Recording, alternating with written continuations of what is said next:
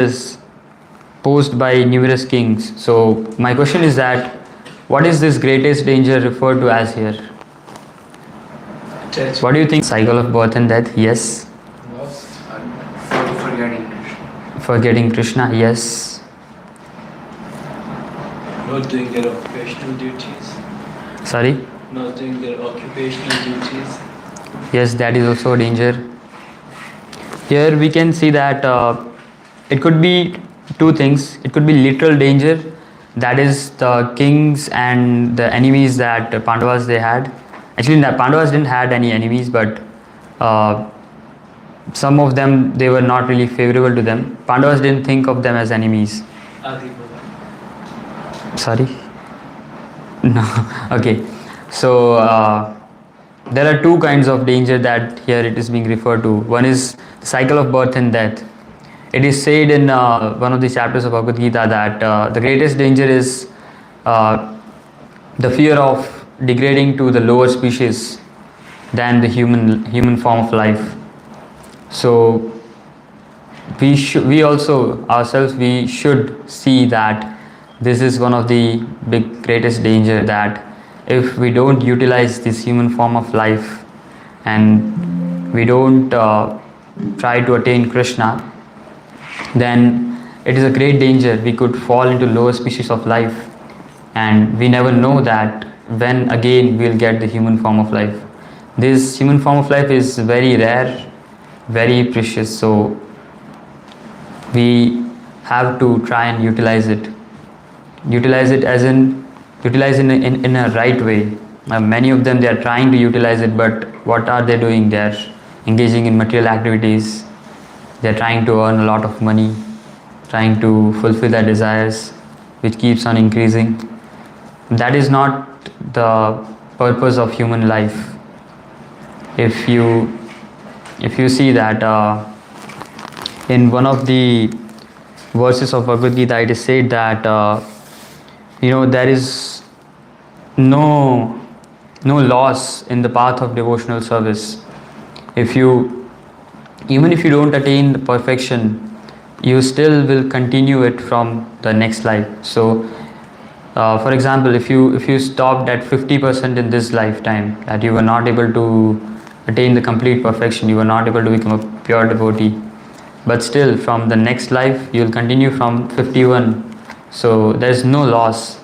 And again, like if you see someone who is practicing, so someone who is a sadhaka, someone who is practicing devotional service, their life is very sublime and very blissful. Their life is very sattvic. If you see, even if there was a question raised to Prabhupada that what if at the end of your life you got to know that there's no God, there's no Krishna, what will you like?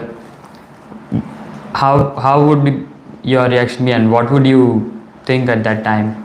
And Prabhupada was like, even though there is no Krishna at the end of our life, we are still living a very good life. We are eating good food, we are dancing, we are singing. What else do you need, right?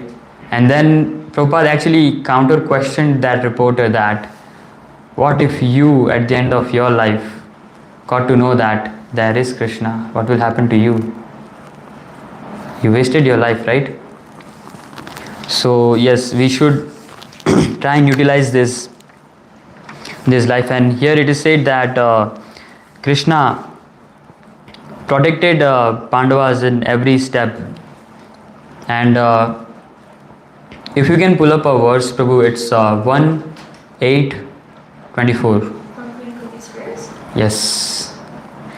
Queen Kunti's prayers, this is one of the chapters, one of the very few chapters that I read from Bhagavatam. So it is a very, very nice chapter where Queen Kunti is offering prayers to Lord Krishna when Lord Krishna is leaving after the end of battle.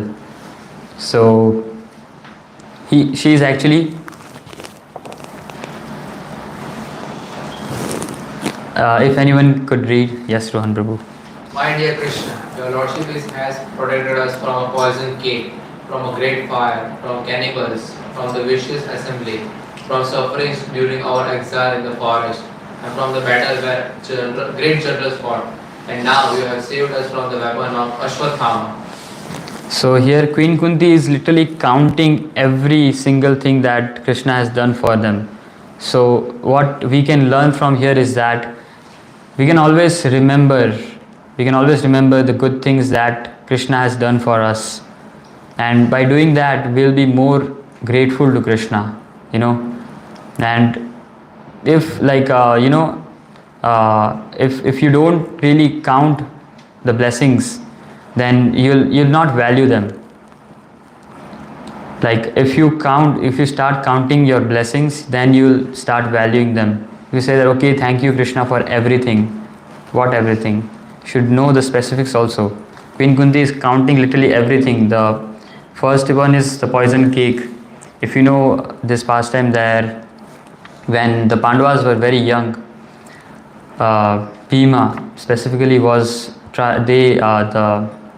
Kauravas, they tried to poison Bhima by giving a dessert with a lot of poison in it, and Bhima actually drank that poison cake or poisoned dessert, whatever that was.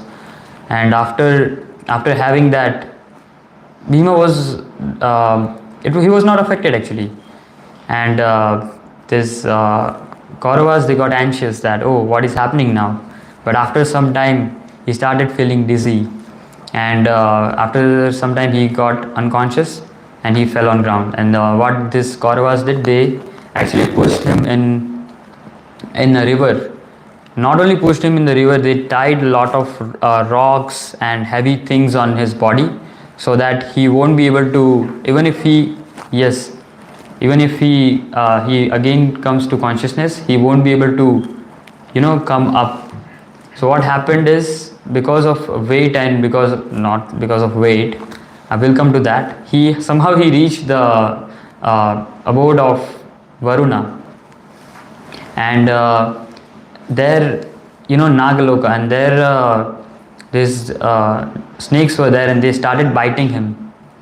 And that biting of the snakes, it counteracted the poison that was given by the Kauravas. Now, what is the possibility of Bhima reaching that planet, that Loka, and then the snakes biting Bhima? You see? And what is the possibility of the snakes biting Bhima, and then the poison that was released into his body? It was exactly the same amount that was needed to counteract that poison that Bhima already had in his body. So this cannot be without Krishna's arrangement, right?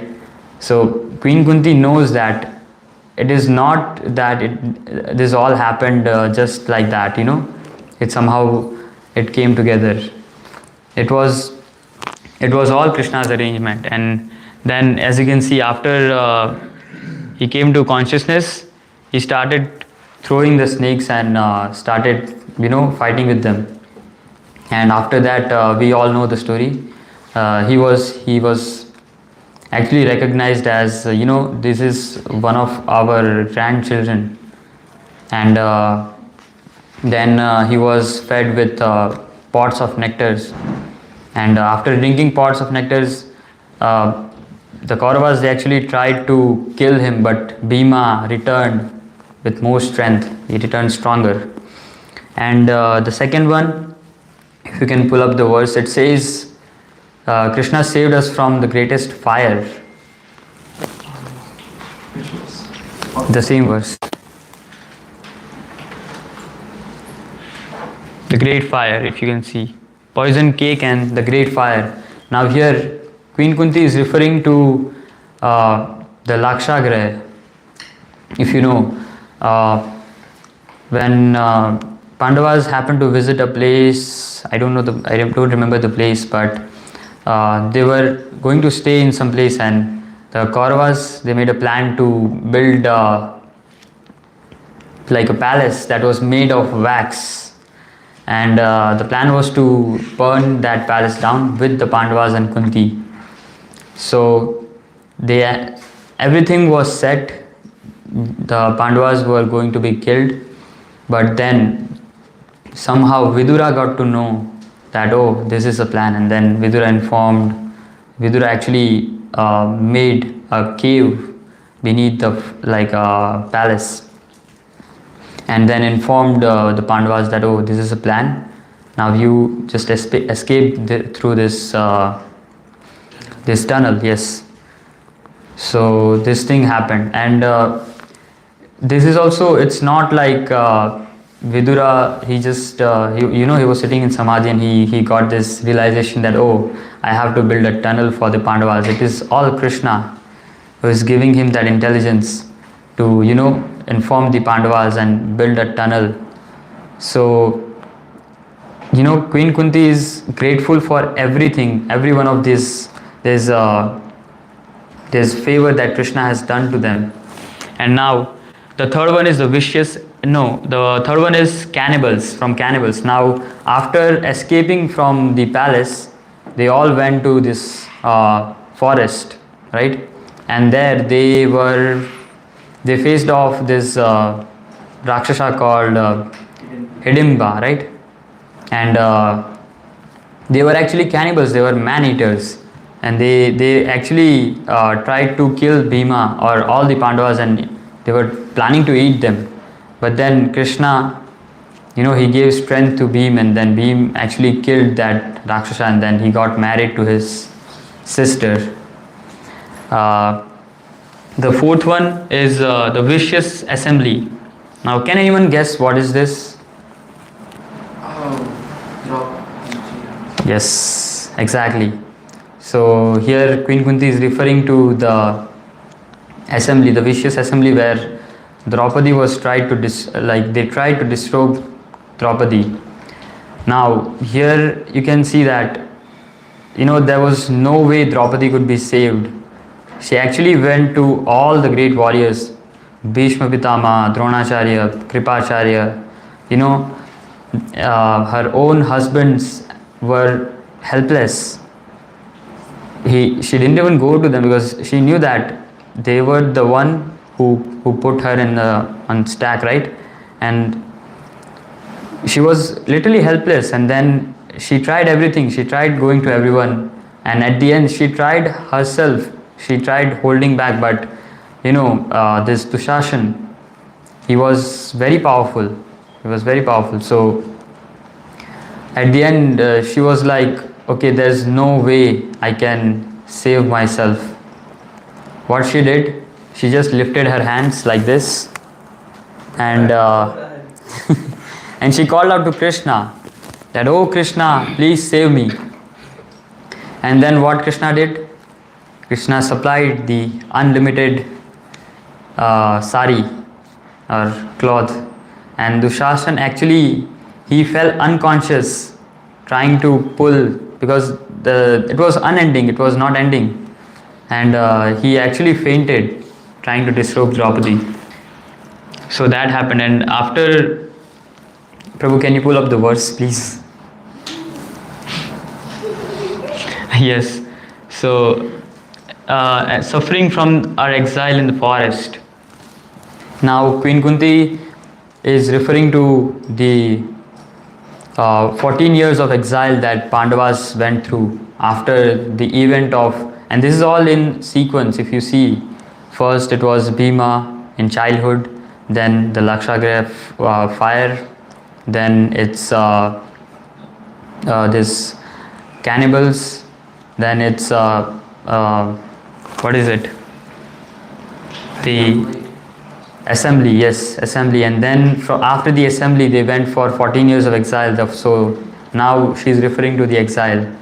So in exile also, it sounds very fancy, we go to camping in the mountains, and it is very fun for us, because we stay there for 2 or 3 days. We have all the supplies, we have everything to survive for those days. But imagine going in a forest without anything and trying to survive there for 14 years.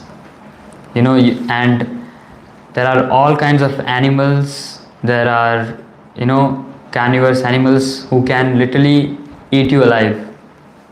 So they were saved from all these dangers. How? By Krishna's protection, right?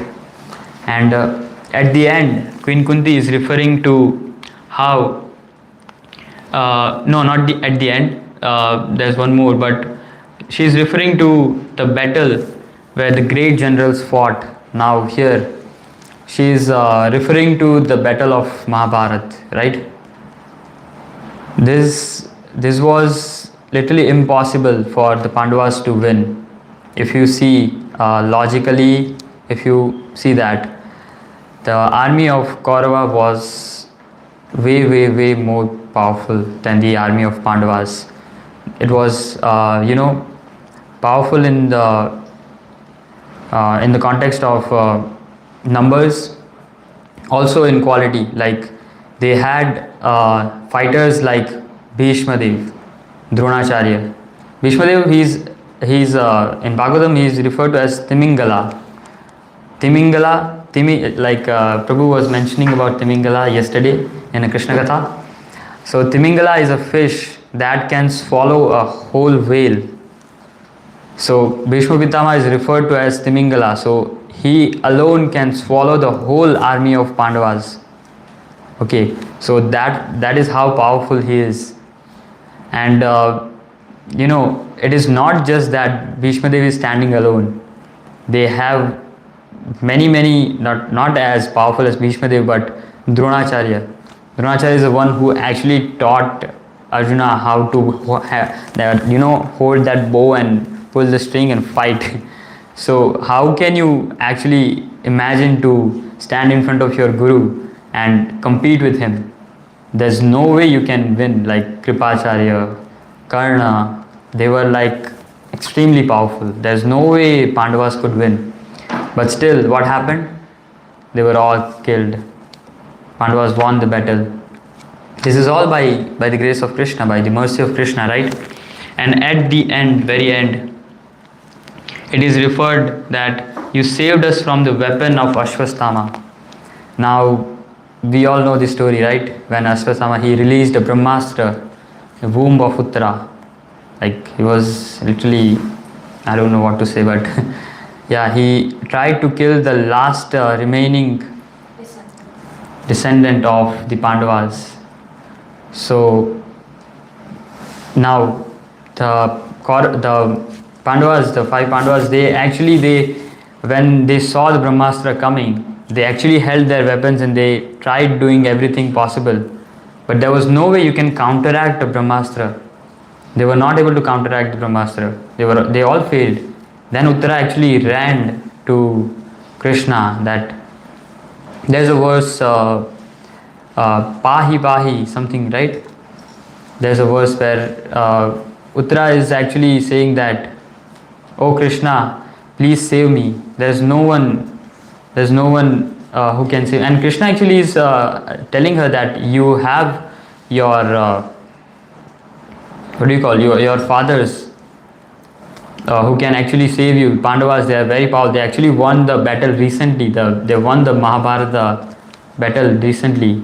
Why don't you go to them? Why are you coming to me? And Uttara is you are telling me that, oh, they won the battle, but I actually know who won the battle. It was you who actually won that battle. It was not the Pandavas who won the battle. So please save me. And then Krishna entered the womb of Uttara and then saved the last remaining descendant of Pandavas, that is Parikshit Maharaj. And that is the reason why we are hearing this Srimad Bhagavatam today. So yes, so we can all learn that we should always be grateful to Krishna, and we should try and be. Krishna is equal to everyone, but if you can guess, Krishna shows some special favor to his devotees. Now my question is why is Krishna showing that special favor to his devotees? Anyone would like to answer? Because he loves them. Because he loves them, yes, one. What else? What is the question? Why does Krishna show special favor to his devotees? So reciprocation. Reciprocation, yes. But what does the devotee do to get that special favor? Surrender, yes. Love, surrender. What else? Service. Service, yes. Very important. What else? Remembrance. Remembrance, yes. Clutches. Saving from the clutches here and there. Yes. And his Bhakta Vatsala, yes.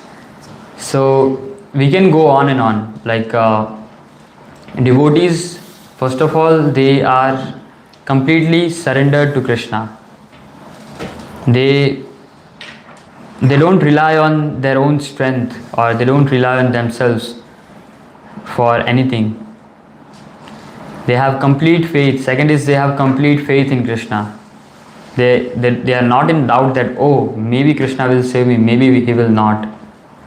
You know, they have complete faith that, oh, Krishna will save me. And that is the reason why Krishna protects them. Krishna shows special favor to them. And you can see that Krishna has a close friend list, right? Yeah, Krishna has a close friend list and he shows special favor to them. So what can we do to be in that close friend list? Here it is mentioned that because of your service to the Supreme Lord, O King Yudhishthira, in the translation it is said that because of your service to the Supreme Lord, all of you have defeated the greatest dangers posed by the numerous kings. So the first thing we can do is service. We can start doing some service for Krishna, and by doing that service you can actually let Krishna in your life. We have to one thing is that people complain that, oh, this is happening with me, that is happening with me, I'm suffering, this, that. But have you ever tried to let Krishna in your life? You have to. I've written it down somewhere here. I don't know, maybe I forgot to write. But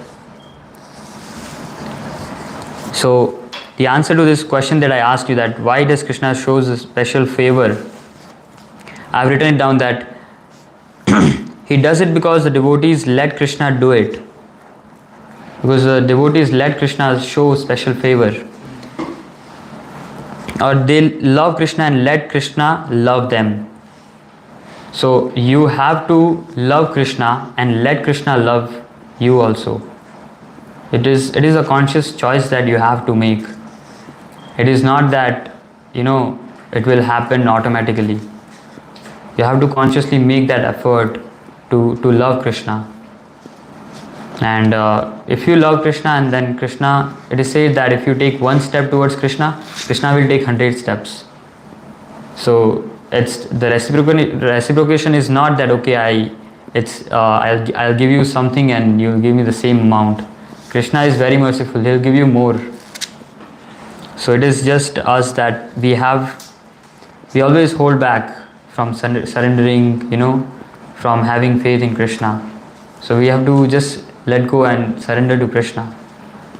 And by doing that, you'll receive the special mercy of Krishna. You'll be in the close friend list and he will always protect you. There's a very good line that we read in this purport. It is said that Prabhupada says that thus they are the practical example of how to live in security and safety by the grace of Krishna. So the Pandavas, they are practical example of how to live in safety and security. No one else can protect you in this material world. Like protection is not only to the body, like protection is the eternal protection absolute protection that I'm talking about. But this body will anyways end. There's no protection to this body. And it is said that material world is compared to padam padam yad vipadam tesham. So you never know, you slip on a banana peel and then you're gone, coma, finish. So it can end any moment. And if you want protection, there is only one way. You have to surrender to Krishna. You have to love Krishna. Prabhu, thank you. Okay. We have some time. Yes, Prabhu. We always have to pray to Krishna just to help you, always. Without the prayer, that's the thing, you have to pray to Krishna. Yes. Please protect me. I Yes. surrender to you, or you protect me. Yes. Prabhu made a very nice point. We have to pray to Krishna. There are many ways you can express your devotion, and one of them is prayer, right? There are 9 parts of devotional service. Shravanam, Kirtanam, Vishnu Smaranam, Padasevanam, Archanam, Vandanam, Dasyam, Sakhyam, Atmanivedanam. So, there are 9 ways you can express your devotion. And the first one, it is mentioned that Shravanam. It starts with Shravanam. So, this is what we are doing here. We are discussing Bhagavatam. And you should always hear about Krishna. And Shravanam, Kirtanam. What we did upstairs, we did Kirtan. Kirtan doesn't only mean that you when you sing. Kirtan also means when you chant, when you read something and you listen. That is also Kirtan. This is a form of Kirtan. So we can start by step by step. If you are very new, you can start by listening. You can start by hearing. Then you can slowly start doing some Kirtan. And then gradually you will go on the path and elevate yourself. So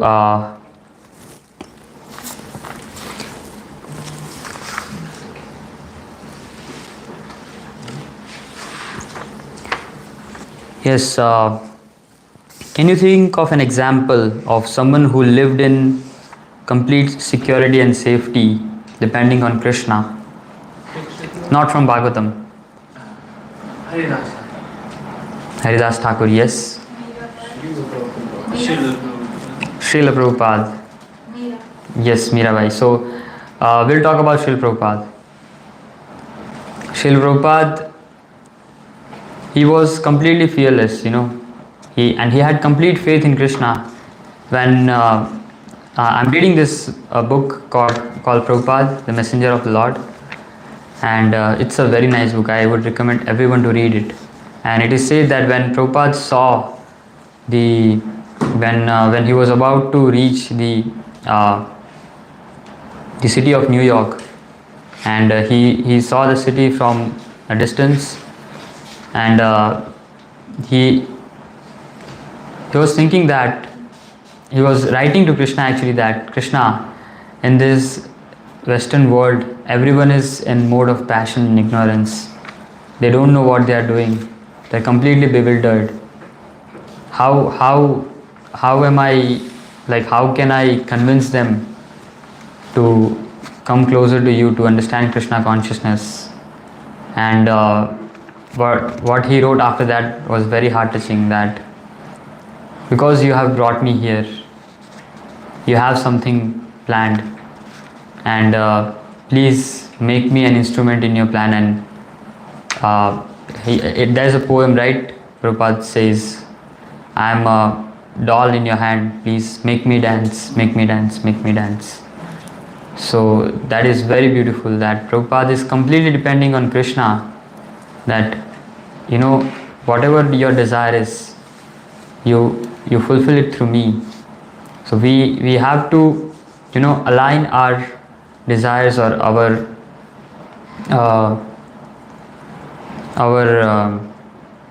desires with Krishna's desire. And if we do that, Krishna will support, Krishna will provide, and we all can see what is the result. Like Prabhupada spread the Krishna consciousness movement all around the world, and it's still spreading like wildfire.